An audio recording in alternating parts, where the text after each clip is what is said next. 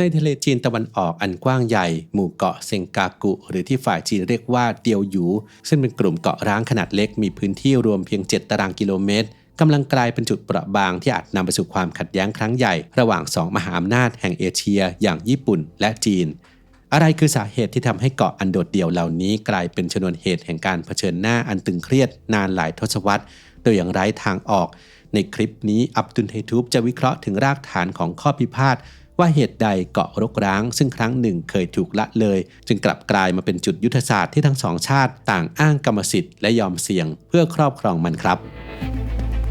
สมองของเรามีน้ำหนักเพียงแค่ประมาณ 2% ของร่างกายแต่กลับใช้พลังงานมากถึง 20% ต่อวันแสดงให้เห็นว่าสมองคืออวัยวะที่ต้องทำงานหนักอยู่ตลอดเวลาการดูแลสมองจึงเป็นสิ่งสำคัญที่ไม่ควรมองข้าม Clarity Omega 3 Norway Daily น้ำมันปลาบริสุทธิ์ระดับพรีเมียมที่คิดค้นสูตรและผลิตจากประเทศนอร์เวย์ถือเป็นอีกหนึ่งทางเลือกคุณภาพเพื่อการดูแลสมองของคุณศึกษารายละเอียดและสั่งซื้อได้ที่ clarity.asia/abdul-story หรือคลิกลิงก์ใต้คลิปได้เลยครับ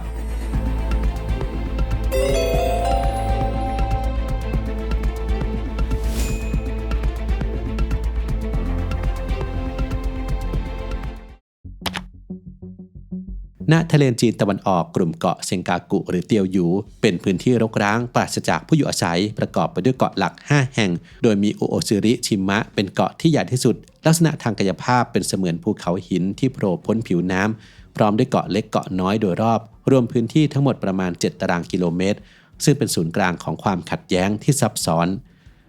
ตำแหน่งที่ตั้งของหมู่เกาะนี้มีความสำคัญเชิงยุทธศาสตร์โดยห่างจากจีนแผ่นดินใหญ่ประมาณ330ถึง370กิโลเมตรห่างจากไต้หวัน170ถึง222กิโลเมตรและห่างจากเกาะโอกินาวาของญี่ปุ่นราว370ถึง410กิโลเมตรหมู่เกาะนี้ตั้งอยู่บนไหล่ทวีปที่มีความลึกเพียง100ถึง150เมตรปัจจัยที่ทำให้พื้นที่นี้กลายเป็นจุดร้อนคือการเชื่อมโยงกับเขตเศรษฐกิจจำเพาะตามอนุสัญญาสหประชาชาติที่ว่าด้วยกฎหมายทางทะเลซึ่งมอบสิทธิให้ประเทศผู้ครอบครองเกาะสามารถควบคุมพื้นที่รัศมี200ไมล์ทะเลส่งผลให้เกิดพื้นที่อ้างสิทธิทับซ้อนที่ไม่สามารถตกลงกันได้ก่อนทศวรรษที่1970หมู่เกาะแห่งนี้แทบไม่เป็นที่สนใจแต่สถานการณ์ได้เปลี่ยนแปลงไปเมื่อสหรัฐอเมริกาคืนสิทธิการบริหารเกาะให้แก่ญี่ปุ่นในปี1972นับตั้งแต่นั้นข้อพิพาทจึงเริ่มต้นขึ้นโดยทั้งไต้หวันจีนและญี่ปุ่นต่างอ้างกรรมสิทธิ์เหนือพื้นที่ดังกล่าว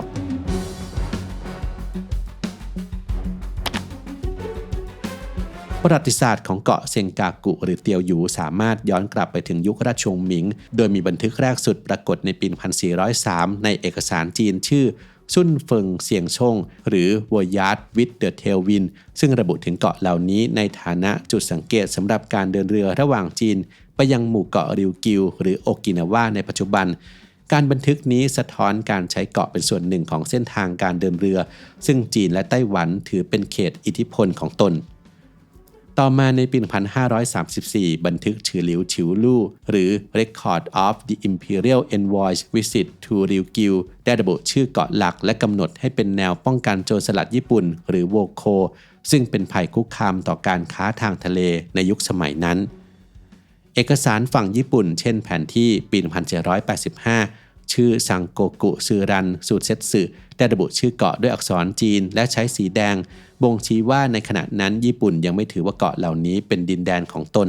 ไต้หวันจึงอ้างสิทธิ์ควบคุมเกาะในฐานะส่วนหนึ่งของไต้หวันโดยอาศัยหลักฐานทางประวัติศาสตร์เหล่านี้อย่างไรก็ตามการเปลี่ยนแปลงครั้งสำคัญเกิดขึ้นในปี 1850 ช่วงสงครามจีนญี่ปุ่นครั้งที่ 1ญี่ปุ่นซึ่งเป็นผู้ชนะได้ประกาศผนวกหมู่เกาะนี้เข้ากับจังหวัดโอกินาวาโดยอ้างหลักการดินแดนรกร้างที่ไร้การควบคุมจากราชวงศ์ชิงภายใต้การปกครองของญี่ปุ่นมีการพัฒนาพื้นที่เพื่อการประมงการเก็บขนนกและการทำเหมืองฟอสเฟตจากมูลนกครอบครัวโคกะโดยโคกะทัตสึชิโร่ได้รับสิทธิ์เป็นเจ้าของเอกชนในช่วงทศวรรษที่ 1930 กระทั่งหลังสงครามโลกครั้งที่ 2 หมู่เกาะนี้อยู่ภายใต้การบริหารของสหรัฐอเมริกาตามสนธิสัญญาสันติภาพซานฟรานซิสโกปี 1951 โดยถูกใช้เป็นพื้นที่ทดสอบอาวุธในช่วงสงครามเย็นจนกระทั่งปี 1972 สหรัฐได้คืนอำนาจการบริหารโอกินาวารวมถึงหมู่เกาะเซงกากุกลับคืนสู่ญี่ปุ่น ซึ่งจีนและไต้หวันได้คัดค้านในทันทีโดยอ้างว่าเกาะควรถูกคืนให้ตนตามหลักฐานประวัติศาสตร์ข้อพิพาทเหนือหมู่เกาะเซงกากุหรือเตียวหยูทวีความรุนแรงขึ้นหลังปี 1970 สืบเนื่องจากรายงานของคณะกรรมการเศรษฐกิจและสังคมแห่งเอเชียและแปซิฟิกของสหประชาชาติซึ่งสำรวจระหว่างปี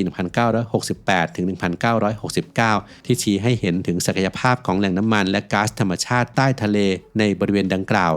การค้นพบนี้จุดประกายความสนใจทางเศรษฐกิจและยุทธศาสตร์ส่งผลให้ไต้หวันประกาศอ้างสิทธิ์อย่างเป็นทางการในปี 1971 ตามด้วยจีนแผ่นดินใหญ่แม้ว่าก่อนหน้านี้ทั้งสองฝ่ายจะไม่เคยโต้แย้งการครอบครองของญี่ปุ่นก็ตามโดยไต้หวันถือว่าหมู่เกาะนี้เป็นส่วนหนึ่งของมณฑลอี้หลานความตึงเครียดปรากฏชัดในเหตุการณ์สำคัญหลายครั้งปี 1978 เรือประมงจีนกว่า 80 ลำรุกล้ำน่านน้ำรอบเกาะก่อนการลงนามสนธิสัญญาสันติภาพและมิตรภาพจีนญี่ปุ่นปี 1990 กลุ่มชาตินิยมญี่ปุ่นได้สร้างประภาคารบนเกาะเพื่อยืนยันอธิปไตยนำไปสู่การประท้วงจากจีนปี 1996 ญี่ปุ่นประกาศเขตเศรษฐกิจจำเพาะ 200 ไมล์ทะเลครอบคลุมพื้นที่พิพาทส่งผลให้เกิดการประท้วงรุนแรงและมีนักกิจกรรมจากฮ่องกงและไต้หวันเสียชีวิตขณะพยายามขึ้นเกาะทศวรรษที่ 2010 เกิดการปะทะโดยตรงเมื่อเรือประมงจีนชนกับเรือลาดตระเวนญี่ปุ่นได้จับกุมกัปตันเรือนาน 17 วันจีนตอบโต้ด้วยการระงับการส่งออกแร่หายากแร่เอิร์ธซึ่งเป็นวัตถุดิบสำคัญในอุตสาหกรรมเทคโนโลยีของญี่ปุ่นปี 2012 จีนรุกล้ำน่านน้ำญี่ปุ่นกว่า 40 ครั้งและทางอากาศ 160 ครั้งถือเป็นสถิติสูงสุดในขณะนั้นปี 2013 จีนประกาศเขตป้องกันภัยทางอากาศโดยครอบคลุมหมู่เกาะสหรัฐตอบโต้โดยการส่งเครื่องบินทิ้งระเบิด B-52 บินผ่านโดยไม่แจ้งเตือนในปีเดียวกันจีนยังใช้เรดาร์ควบคุมการยิงล็อกเป้าเรือรบญี่ปุ่นซึ่งเกือบนำไปสู่การเผชิญหน้าในช่วงปี 2020 ถึง 2023 การรุกล้ำของจีนทำสถิติใหม่โดยในปี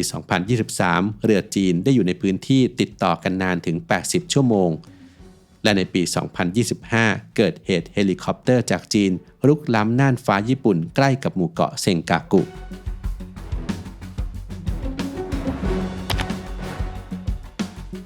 ปัจจุบันข้อพิพาทเหนือหมู่เกาะเซงกากุหรือเตียวหยูยังคงไร้ข้อยุติแม้ความพยายามในการเจรจาทางการทูตจะมีอยู่แต่ก็มุ่งเน้นไปที่การจัดการความตึงเครียดเฉพาะหน้ามากกว่าการไกล่เกลี่ยอย่างเป็นทางการผ่านองค์กรอย่างศาลยุติธรรมระหว่างประเทศหรือสหประชาชาติทำให้คำถามเรื่องเจ้าของที่แท้จริงยังคงขึ้นอยู่กับการตีความประวัติศาสตร์กฎหมายระหว่างประเทศและการควบคุมพื้นที่อย่างมีประสิทธิภาพโดยปราศจากฉันทามติในปี 2025 ความตึงเครียดยังคงดำเนินต่อไปจีนใช้กลยุทธ์เขตสีเทาโดยส่งเรือลาดตระเวนเข้าใกล้เขตต่อเนื่องของเกาะเกือบทุกวันเพื่อสร้างแรงกดดันต่อญี่ปุ่นโดยไม่ก่อให้เกิดสงครามเต็มรูปแบบขณะที่ไต้หวันยังคงเฝ้าระวังและยืนยันสิทธิ์ของตนเช่นกันญี่ปุ่นอ้างอิงการค้นพบและผนวกเกาะในปี 1895 ภายใต้หลักดินแดนรกร้างโดยยืนยันว่าเกาะนี้ไม่อยู่ภายใต้การควบคุมของราชวงศ์ชิงในขณะนั้นญี่ปุ่นได้ทำการปกครองและพัฒนาพื้นที่อย่างต่อเนื่องทั้งก่อนและหลังสงครามโลกครั้งที่ 2การควบคุมอย่างมีประสิทธิภาพนี้ทำให้ญี่ปุ่นมีข้อได้เปรียบตามกฎหมายสมัยใหม่โดยเฉพาะอนุสัญญาสหประชาชาติว่าด้วยกฎหมายทะเลนอกจากนี้ข้อเท็จจริงที่ว่าจีนและไต้หวันไม่ได้คัดค้านอย่างเป็นทางการจนกระทั่งปี 1970 หลังการค้นพบศักยภาพด้านพลังงานถือเป็นจุดที่นักวิเคราะห์กฎหมายหลายฝ่ายมองว่าญี่ปุ่นมีหลักฐานการครอบครองที่ชัดเจนกว่าจีนและไต้หวันโต้แย้งโดยใช้หลักฐานทางประวัติศาสตร์ที่ย้อนไปถึงราชวงศ์หมิงในปี 1403 และมองว่าการผนวกของญี่ปุ่นในปี 1895 เป็นผลมาจากสนธิสัญญาที่ไม่เป็นธรรมทั้งสองฝ่ายเน้นสิทธิทางประวัติศาสตร์แม้ว่าในมุมมองกฎหมายสมัยใหม่การอ้างสิทธินี้อาจไม่เพียงพอเมื่อเทียบกับการครอบครองและบริหารพื้นที่จริงท้ายที่สุดข้อพิพาทนี้สะท้อนถึงการแข่งขันเชิงยุทธศาสตร์ในทะเลจีนตะวันออกโดยมีปัจจัยด้านเศรษฐกิจโดยเฉพาะแหล่งน้ำมันและก๊าซธรรมชาติเป็นตัวแปรสำคัญที่ทำให้การประนีประนอมเกิดขึ้นได้ยากแม้ว่าแนวทางการแก้ไขที่เป็นไปได้อาจรวมถึงการเจรจาเพื่อแบ่งปันทรัพยากรแต่จนถึงปี